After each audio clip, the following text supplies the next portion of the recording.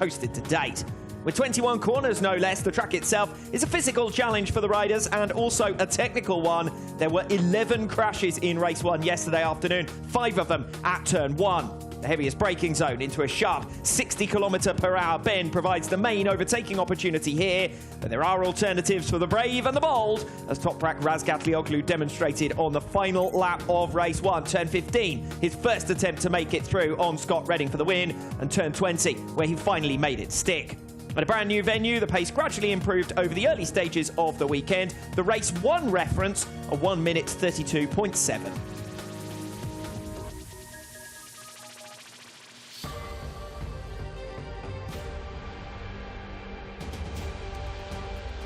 Round 6 of the 2021 title race reaches its conclusion with race 2 here in the Czech Republic. 3 clear form men in our first visit to Most, and they're the top 3 in the series standings and the riders who comprise the front row of the grid this afternoon. Steve English alongside me. Jonathan Rea has already conceded 30 points this weekend. Rival Razgatlioglu could well leave Most, just as he did Donington, as the series leader. Well, it's like you said on the intro there as well, Alex. 11 crashes yesterday, but critically, Jonathan Rea was 2 of those crashes, and the second one, coming down at turn 20, left him with no points on the board. And certainly this weekend, we've seen the Yamaha of Toprak Razgatlioglu looks like it has an edge on the Kawasaki of Jonathan Rea. The outright pace between Yamaha, Kawasaki and Ducati, very similar, but it looks like Ducati and Yamaha just have a little bit of an edge when they need it during the course of the races. So for Jonathan Rea, he's had to be right on that limit. We saw him overstep the mark yesterday. 2 scoreless races in the last 6, therefore, for Jonathan Rea. The first one was balanced out by his early advantage, courtesy of Toprak's lack of consistent scoring through the Aragon weekend, most notably, and through mixed conditions in the early stages of the season. And then the second one wipes out the losses from Razgatlioglu being wiped out at turn 1, really, by Garrett Gerloff last time out in Assen. So there's now just 7 points between them in the series standings, courtesy of a victory earlier on today by Toprak Razgatlioglu. 5 points gained over Jonathan Rea with that win in the Superpole race, because Scott Redding also found his way through on Rea. Actually, having more riders at the front, if anything, at the moment, is going to help Toprak. Yeah, Toprak's got that pace, he's got that consistency week in, week out. He's been strong on World SBK this season, whereas it looks like the Kawasaki of Jonathan Rea on a little bit more of a knife edge in comparison to the Yamaha. Further down the order, as you just saw, neither Chaz Davies nor Michael van der Mark managed to move up inside the top 9 this morning. That means they go back to their original grid position set by the Superpole session of 16th and 17th. Pretty miserable weekend for both riders. Yeah, it's been really tough for both of them. Chaz Davies obviously still struggling with that shoulder injury, a crash in yesterday's race whenever he was distracted by Alex Lowe's crashing in front of him, and it just hasn't been a good weekend for him. Michael van der Mark, on the other hand, a really bad Superpole session for him, but in the races he has actually been able to come through the field. Yesterday he crashed out of 10th position.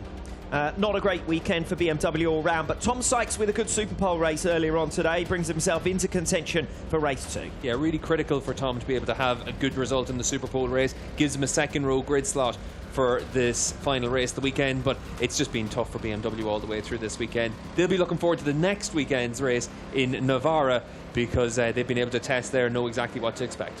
So it's Toprak Razgatlioglu, the man bidding to become the championship leader, leaving Most for the first time in the Superbike World Championship.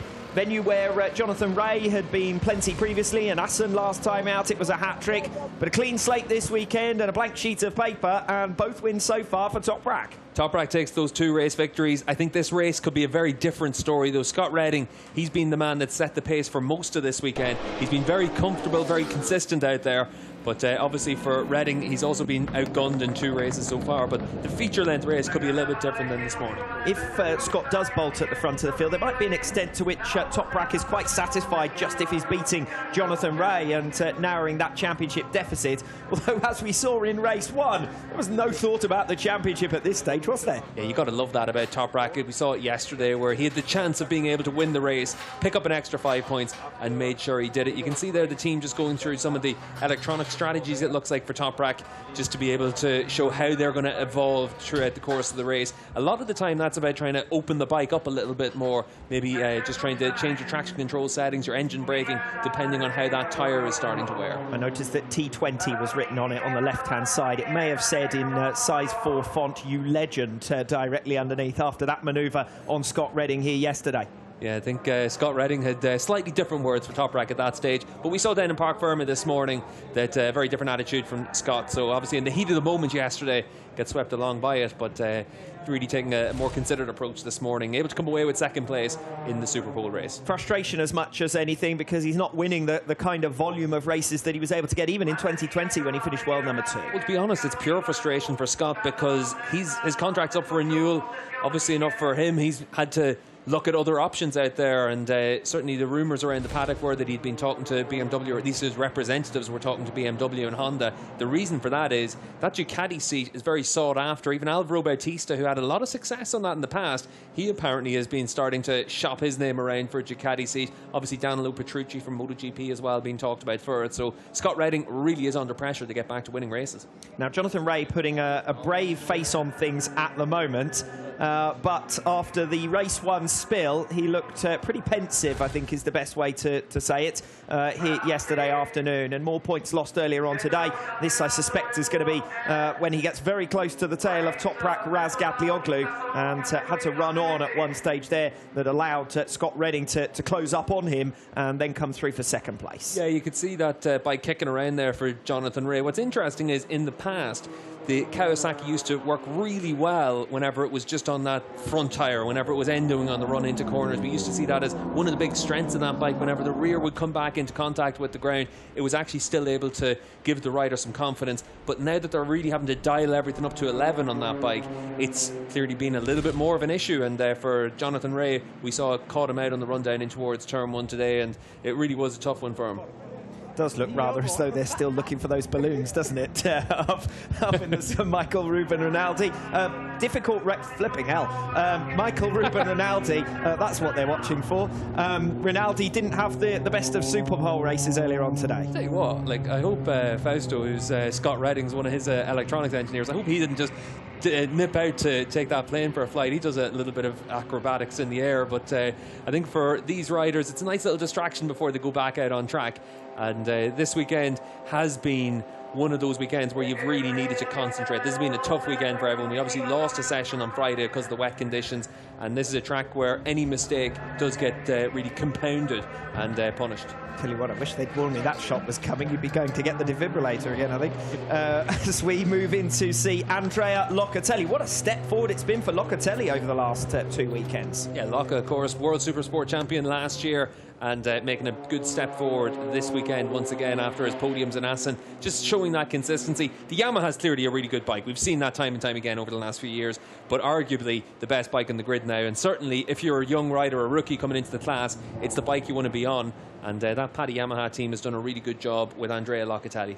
Let's take a moment to enjoy the show as well here in the Czech Republic. Great to have fans on the grass banks. They've never had a World Championship event staged here in Most, and they've certainly been enjoying it. There was a party atmosphere yesterday with a live band as well. Yeah, a few thousand fans in attendance each day here, and there has been a really good atmosphere here in Most. And I think for all of the Superbike paddock to come to a new venue, it's always exciting, but I think this one has actually been really successful as well. A lot of people talking about the track layout being really fun to ride. Obviously some changes, modifications, improvements going to have to be made over the course of their 5-year contract, but a lot of positivity about coming here to Most. And 2 very enjoyable races just in the Superbike class, let alone in the other categories. Yeah, we've had great races in all the classes so far this weekend, and it's nice to finish with a flourish as well with the big bikes out on track. Pit lane has literally just opened, so the riders making their way out and around. And then we'll give you the grid in full. We're watching Tito Rabat at the moment, just joining the circuit. Rabat will start well down the order in 15th position. Hasn't finished either of the 2 races as yet. Race 1, as I said here yesterday, a real race of attrition. Didn't see that in the Superpole race, so I wonder whether that's the learnings from yesterday just put into practice. Well, we'll wait and see. It's obviously a very different strategy involved in the Superpole race. You've got to make sure you're able to get yourself into the top 9.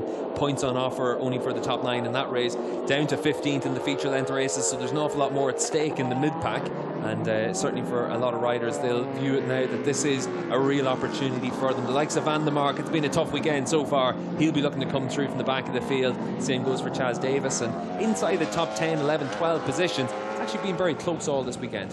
Just to go back to what we were talking about there, the attrition from race one, turn one in particular, claiming no shortage of victims. Yeah, turn one, a real tricky area of the track. That's where Jonathan Rea came off in race one. That's also where he had that big moment in the Superpole race. The reason for it is the track comes back on itself. Very slow corner, 290 kilometers an hour on the entry, then all the way down to 70, 65 Ks at the first apex. So it really is a pinch point on this track. You take off all that speed. If you brake 5 meters too late, you're then pushed all the way towards the runoff in the area between 1 and 2, so it's very easy to be a little bit too deep and then suddenly find yourself completely in the wrong place. Razgatlioglu and Redding, I would suggest, and I think you would agree with me, the pace setters so far this weekend, and Jonathan Rea with a little bit of a step to find if he's going to challenge them seriously over the 22 laps in race 2. Yeah, Toprak's won both races. Scott's finished second in both races. Jonathan obviously able to finish on the podium in the Superpole race, would have finished up there in race 1 as well if he hadn't had his crash, but he's had to be on the limit all the way through the weekend, whereas when you look at Toprak, when you look at Scott, they've been a little bit more comfortable out there. As Chaz Davies makes his way onto the circuit and immediately through the escape road. Hopefully for him that's not an omen for him practicing his way through the long way at turn 1. That's not a joker lap, that's for the riders who rather have to save themselves when they've got it wrong going into that first turn. I'll tell you what, we saw yesterday with Tom Sykes, a little bit of a joker lap for him on lap 1 where he was able to run through that chicane, but Sykes has done well this weekend, obviously in the Superpole race in particular, able to come away with a 5th place finish, but this race is going to be a little bit different, a lot longer here, 22 laps, almost double the length of the Superpole race, and it really is a very different challenge. We saw that in yesterday's race. We have made a mention already of the likes of Scott Redding, the likes of Honda and BMW, all thinking about who their riders will be or where they'll end up for this for the next season, 2022. Usually we've got more riders signed up by this stage in the campaign, but at the moment it's only Kawasaki and Yamaha that look to have things pretty much sorted. Yeah, for most of the teams you are trying to just get everything lined up from this point onwards. You'd imagine that a lot of negotiations will be taking place, and the big thing around the paddock for the last few rounds has been that a lot of options come up for renewal after this weekend in Most. So that's where we'll tend to start to see riders that had automatic clauses that either they have met or they haven't met,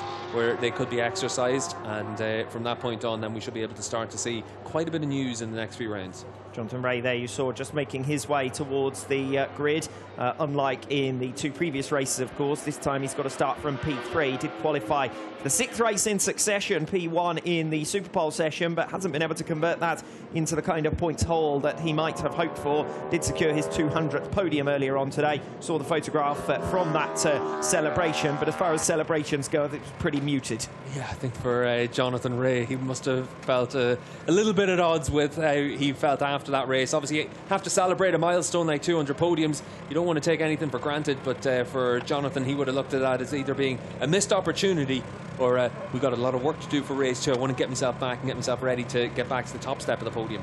Look at the grid then with Toprak Razgatlioglu, Scott Redding and Jonathan Rea, the top 3 from the Superpole race earlier on today on the front row. We've seen Toprak there make his 100th start earlier on this morning, and 10 of them now have been race victories, 5 of them in 2021, 37 podiums. He too is starting to rack up the accolades. Alongside him here is Scott Redding, 21 podiums for him, 8 of them in this 2021 campaign, 2 of them second place finishes so far this weekend. And we can now hear from Scott on the grid.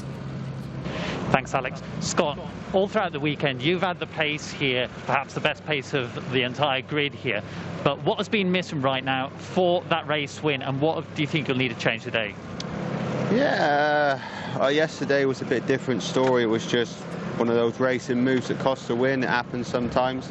And this morning I didn't have the pace in the beginning of the race to go with them guys. It came later, but it was a little bit too late. So we'll see again for this long race. You know, kind of do the same strategy as yesterday, see where we kind of end up, see who's leading. If I'm leading, I'll try and set a pace, go from there. Thanks, Scott. Thank you. Jonathan Rea we caught a glimpse of there, who completes the front row of the grid. fresh from that 200th podium, 15 of them in this 2021 season, but only one this weekend. That retirement following 2 crashes at turns 1 and 20. He bounced back to a 3rd place finish earlier on today. The second row of the grid then features Andrea Locatelli, Tom Sykes and Garrett Gerloff. So 3 Yamaha riders on the front 2 rows of the grid. Locatelli here, we mentioned it previously, big step forward last time out in Assen with his first podium. Scored another in race 1 after Jonathan Ray's crash. And I would suggest he has proven himself effectively the 4th fastest rider in the Superbike class over the last 2 weekends. Yeah, and you can see there Andrew Pitt down on the grid with him. Pitt, of course, former world champion in the Supersport class, does a good job of being able to bring riders forward as well. We've seen it over the last few years whenever he's worked with Van der Mark, Lowe's, Locatelli now, that he really does get the most out of his rider. Toprak Razgatlioglu then signing his moments of success in the Superpole race. First time he's won a Superpole race in this 2021 campaign. It had been the preserve of Jonathan Ray, but again, nothing is sacred these days in Superbikes. Yeah, it really is the case that the form book has been thrown out the window at different times over the course of this year, but obviously enough for Toprak, he's been that consistent force all the way through. You mentioned Ray with 15 podiums. The only blots in his copybook have been those 2 crashes. Toprak doesn't really have a blot so far. Tom Sykes lining up from P5, only 9th position in race 1, really didn't show a great deal of pace, benefited from teammate Michael van der Mark actually hitting problems in the second half of the race, but much more competitive over the shorter 10-lap distance this morning for P5. Yeah, and for Sykes in the Superpole race, able to really maximise that bike underneath him. The longer race is going to be a very different story, though. We'll see how he does. Completing the second row of the grid. Well, we asked for a quiet weekend for the Texan Garrett Gerloff. Makes his 40th Superbike start here. 6th place on the grid after 2 6th places in race 1 in the Superpole race. Yeah, you can see for Gerloff on the grid, he's been fairly muted all the way through this week, but 6th in the race, in the opening race the weekend, 6th this morning. For him, the goal has to be to see if he can make a little bit of progress in this race. But if he's able to come away from this weekend without making any headlines, then it's been a good step forward from Assen. And then at Navarra in a few weeks' time, that's whenever he can try and dial it back up again. Yeah, still very much in the fight for 4th overall, with Alex Lowe's currently in 4th, 133 points. Michael Ruben Rinaldi 9 back. Gerloff 5 behind Rinaldi. Sykes 5 further behind Gerloff. And then Locatelli making progress, currently 8th in the standings. Here is Alex Lowe, who, as I said, sits 4th at present in the pecking order. 13th in the end. He did manage to salvage things after a turn 1 crash, remount and score a few championship points. Another couple on the board for 7th position this morning. Yeah, it's been a tough run for Lowe's in recent rounds, but he'll be keen to just get through today's race and then see what he can do at Navarra. Obviously a track he knows from the recent test there as well. So Kawasaki, they'll hope to be a bit more competitive next time out. Third row of the grid continues with Axel Bassani, who starts P8. He was 5th in race 1. Outstanding performance from him once again, and the best of his Superbike career so far. And he's qualified up on the third row of the grid. Only the 2nd time this season, if I remember correctly, he's qualified inside the top 9 in the Superpole race. Yeah, I tell you what, if you're wearing sunglasses like that in the grid, you've got to be able to back it up with good performances. Bassani's been able to do that over the last few rounds. He's been fighting with Alvaro Bautista over the course of this weekend. They were scrapping it out for 6th in race 1. They were scrapping it out for 8th in the Superpole race earlier on today, and they line up line astern once again. Bautista making the progress into the top 9. He will start from the 3rd row of the grid. Here is Alvaro Bautista, who eventually managed to clamber his way back into 7th. Just a little bit too ambitious while fighting for 6th. Went back down the order to something like 9th. Recovered again, yo-yoing through the field. A 7th and a 9th thus far. Yeah, it's nice to see Alvaro a bit smiley on the grid again. We haven't really seen him like that too often through this season. It's been a tough season for Bautista on the Honda, but this weekend's actually gone quite a bit better for him and for the team. Row 4, Leon Haslam, Michael Ruben Rinaldi and Marvin Fritz. All of them have been fairly inconsistent over the course of this weekend. For Leon Haslam, an 8th place finish in race 1, directly behind teammate Bautista. Completely anonymous in the Superpole race from Leon Haslam, down in 13th. Yeah, and for Haslam, we saw in yesterday's race, suffered from some electronics gremlins, and then in the Superpole race, just didn't quite manage to switch it on. And coming now from the 4th row of the grid, he'll know that making a quick start is going to be the key thing, but we've seen it's been his teammate Alvaro Bautista that's been the fast-starting Honda this weekend. Rinaldi also losing a couple of places on the grid. He will start from 11th position, and Marvin Fritz from P12. Great to have the support of the Czech government for this event, and I know that they have put financial support as well into the staging of the Tissot Czech round. and getting their moment to talk to the spectators as well ahead of what promises to be an entertaining race too. It is inevitably the one that makes the stories over the course of the coming weeks in the national and international press. Back to Michael Ruben Rinaldi, then fourth in race 1 and only 10th earlier on today. So as I say, loses 3 spots, did qualify 8th position in the Superpole session itself. Yeah, tough weekend so far for Rinaldi, and knows that he's going to have to make a big step forward. He's had some pretty tough weekends through the course of this season, quite inconsistent, up and down for Rinaldi. Still 5th in the championship, so not far off where Ducati would have had as his target. Yes, inconsistent, the key word for me as far as Michael Ruben Rinaldi is concerned. One moment you think it's going to be a strong weekend, he's finished P4. Next race out, he's down in 10th position. He'll be hoping that the longer race length of the feature race number 2 on the Sunday, will give him an opportunity to return to something inside those top 5 positions. Completing the 4th row of the grid, Marvin Fritz. Well, we've spoken at length in the early stages of this weekend about how the Yamaha might be down on power somewhat, might be heavier in terms of weight, but Fritz has done a great job throughout, and Karel Hanneke has done well for pace as well, but Hanneke, Fritz's teammate, has had 2 retirements, whereas Fritz has managed to put points on the board in race 1 for 10th position. He was only 12th in the Superpole race, and that's where he will therefore start for race 2 here this afternoon. That completes the 4th row of the grid, and here is Fritz's teammate Hanneke. Crashed out in at turn 1 in race 1, and a second retirement earlier on today in the Superpole race. In fact, the 3 riders who line up on the 5th row here, Karel Hanneke, Alessandro Del Bianco and Tito Rabat, none of them have finished one of the 2 races yet. So watch out for that row as we go on through the course of proceedings here. 14th on the grid will be Alessandro Del Bianco. As I say, 2 retirements from him likewise. Crashed out at turn 16 in race number 1. And Tito Rabat, who was another of the turn 1 victims in race 1. And he also retired from the Superpole race this morning. I think we're just about ready to head down to the grid as we've introduced you to the top 15 riders on display. Thanks, Alex. I'm down here at the front of the grid with Pere Riba, Jonathan Rea's crew chief. And Pere, Johnny here, obviously a huge milestone at 200 podiums, but there has been occasions we've seen perhaps just lacking something to be able to really put him ahead of the riders in front of him particularly. How can that change for this race too? Honestly, I don't know. I mean, of course, as always, we are trying our best. Every time you go in the race, you have a little bit more information, especially when it's a new track. But it's not so easy, you know. We're coming from Assen that we make a triple, you know, was very good, comfortable. And here the layout of the track is not so easy. And anyway, Johnny is pushing very hard, and